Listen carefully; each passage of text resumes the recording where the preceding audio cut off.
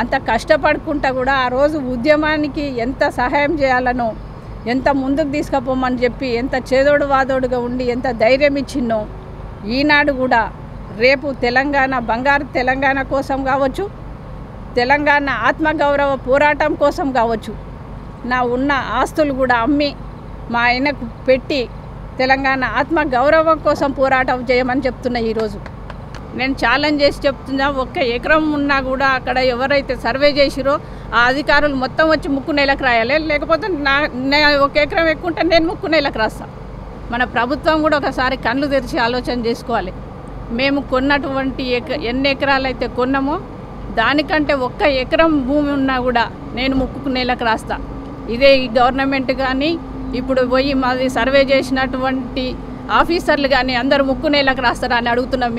మీ ముందు వాళ్ళకు ఒకసారి చెప్పండి, వాళ్ళు ముక్కు నెలకు రాస్తారేమో, వాళ్ళు మా దగ్గరికి రమ్మని చెప్పండి. మా దగ్గరకు రాకుండా మాకు ఒకటి ఇవ్వకుండా మరి ఆక్రమించుకున్నారని చెప్పి రాత్రికి రాత్రే అంటే అధికారం ఉందని చెప్పి మీరు ఏదైనా చేయగలుగుతారా? అధికారం ఉండొచ్చు మీ చేతిలో, కానీ మమ్మల్ని అడగాలి కదా, మీ భూమి ఎక్కడుంది, మీ సర్వే నెంబర్ ఎక్కడుంది, అవన్నీ తెలుసు కదా, దాంట్లో రికార్డ్ తీస్తుంటుంది కదా. మా సర్వే నెంబర్ కాకముందు కూడా మెజర్మెంట్స్ తీసుకొని 100 ఎకరాలని రాస్తే మీ పత్రిక ఉందని నేను రాసేది. ఆనాడు పత్రిక కోసము సమైక్యాంధ్ర పాలనలు ఉన్నప్పుడు పత్రికలు నిజమైన రాతలు రాస్తలేవు తమ్మి, భూమి ఏమని చెప్తే పత్రిక కోసం భూమి ఇచ్చినటువంటి వాళ్ళం మేము. అదే పత్రిక ఇవాళ మా మీద దుష్ప్రచారాలు రాస్తుంది. ఇదేనా తెలంగాణ ప్రజలకు చెప్పేది ఇప్పుడున్నటువంటి ప్రభుత్వం? ఇప్పుడు 1 ఎకరం ఆక్రమించుకురని రాత్రి కొలిసిరు. మరి ఇప్పుడు ఇక్కడ దేవరంజాల భూములు, దేవుని పొలాలు మొత్తం మేము ఆక్రమించుకున్నాం, వామ్ ఫట్టాన్ని ఇచ్చారు పేపర్లో. ఈ పేపర్ వాళ్ళు సిగ్గుపడాలి అసలు. ఈ రాసే రాతలకు చీ అంటారు. ఈ పేపర్ని చూసి ఇవ్వాల. ఒకప్పుడు నమస్తే తెలంగాణ అంటే గొప్పగా చూసి అందరూ అదే చూసేది. ఇప్పుడు ఈ పేపర్ చూస్తే చీ అంటున్నారు. ఆ రోజు నమస్తే తెలంగాణ పత్రికకి ఇచ్చింది ఎవరు ఇచ్చినాం? మేము ఇచ్చినాం. మా 6 ఎకరాల భూమి కుదబెట్టుకొని వచ్చిన పైసలతోటి నమస్తే తెలంగాణ పేపర్ ఆ బిల్డింగ్ కట్టిరు. మరి వాళ్ళ దేవుని పొలం ఆ తమ్మి అని అనలే? అది దేవుని పొలం అయితే ఎట్లా ఇచ్చిండు బ్యాంక్ వాళ్ళలో పెట్టుకొని? అంటే ఇదేనా అసత్య ప్రచారాలు? ఈ అసత్య ప్రచారాలు ఎక్కువ రోజులు నిలకడ ఉండవు. కాకపోతే 1 రోజు ఉంటాయి, 2 రోజులు ఉంటాయి, నెల రోజులు ఉంటాయి. తర్వాత నిజాలు అయితే బయట పడతాయి కదా. ఇప్పుడు ఇవి తెలంగాణ ఈటల రాజేందర్ అనగానే ప్రగతి భవన్లో మొత్తం వస్తూనే ఉంటాయి. వెంటనే మనుషులు పోతారు, వెంటనే కమిటీలు వేస్తారు, వెంటనే అది అవుతుంది. రాత్రే కొలుస్తారు. 100 ఎకరాలైనా 10 ఎకరాలు కొలుస్తేందుకైతే నెల రోజులు పడుతుంది.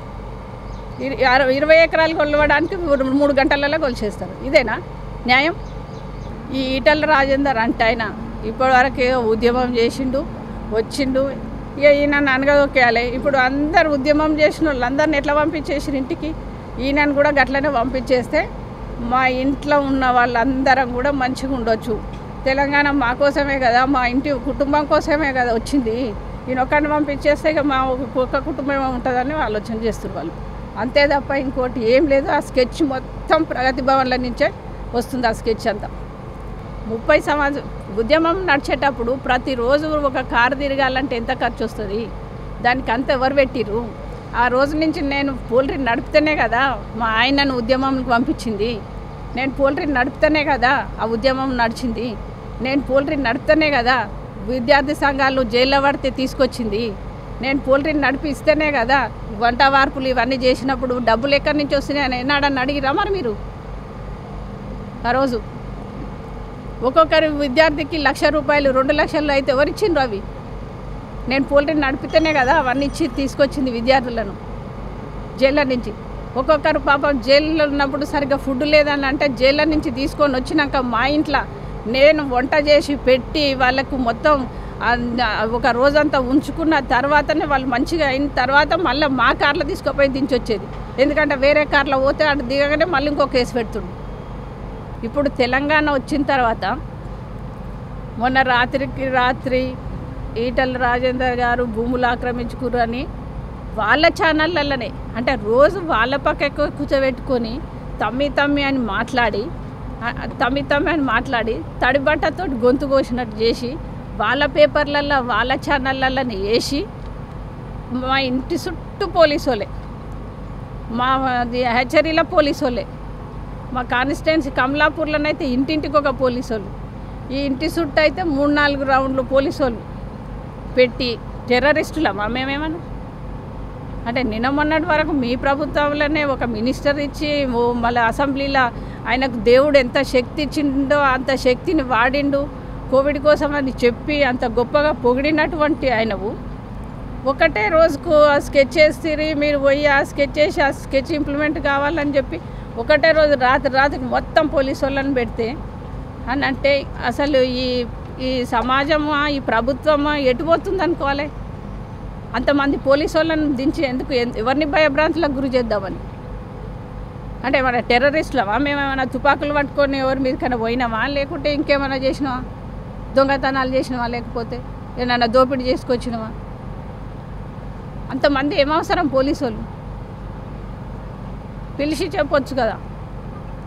ఏ గవర్నమెంట్లో కూడా అప్పుడు ఉద్యమం నడిచేటప్పుడు కూడా సమైక్య ఆంధ్ర వాళ్ళు కూడా ఇట్లాంటి పరిస్థితులను చేయలేదు. ఇట్లాంటి పరిస్థితులు చేస్తే ఒక్క యూనివర్సిటీ విద్యార్థి బయటికి వెళ్ళకపోతుండే, ఒక తెలంగాణ ప్రజలు ఒక ఇంట్లో నుంచి ఒక అడుగు కూడా ముందుకేయకపోదురు ఇట్లాంటి భయభ్రాంతులకు గురి చేస్తే వాళ్ళు. కానీ తెలంగాణ రాష్ట్రం ఏర్పడ్డ తర్వాత ఏనాడు సంతోషంగా లేము. 2014 నుంచి కూడా ఎప్పుడు కూడా అవమానాలే, ఎప్పుడు కూడా అవమానాలను భరించుకుంటూనే ఇక్కడి వరకు వచ్చినాం.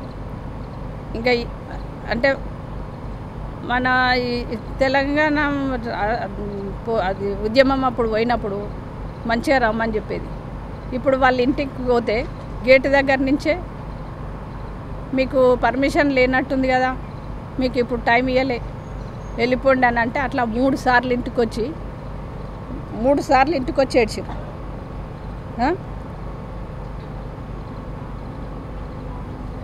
అంటే గట్లా ఏడిస్తేందుకేనా మనం అంత కష్టపడి తెలంగాణ తెచ్చుకున్నది? వాళ్ళకి ఎట్లా వచ్చినాయి ఆస్తులని? మా 2004లో ఏం రాసినాం మేము ఆస్తులు, ఇవాళ మాకు ఎన్ని ఆస్తులు ఉన్నాయి? దానికి రెడీనా మరి?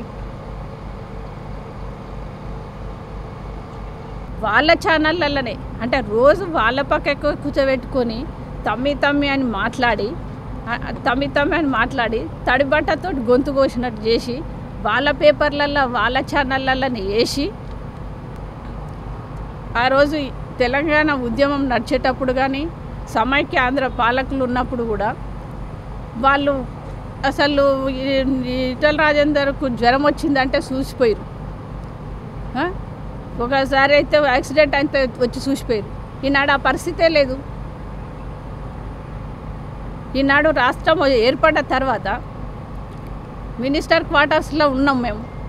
ఉన్నప్పుడు ఒక మినిస్టర్ ఇంటికి పోవాలంటే కూడా సాటుకు దొంగతనంగా పోయే పరిస్థితి ఈనాడు. అంటే గీదానికోసమేనా అన్ని సంవత్సరాలు తెలంగాణ రాష్ట్ర ప్రజలందరూ కష్టపడి దెబ్బలు తిని కేసులు పెట్టించుకొని ఆస్తులు అమ్ముకొని చేసిందే? అది మాకు తెలుసు.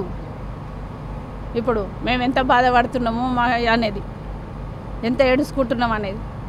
ఇంత అవమానాలకు భరించడానికోసమేనా తెలంగాణ తెచ్చుకున్నది?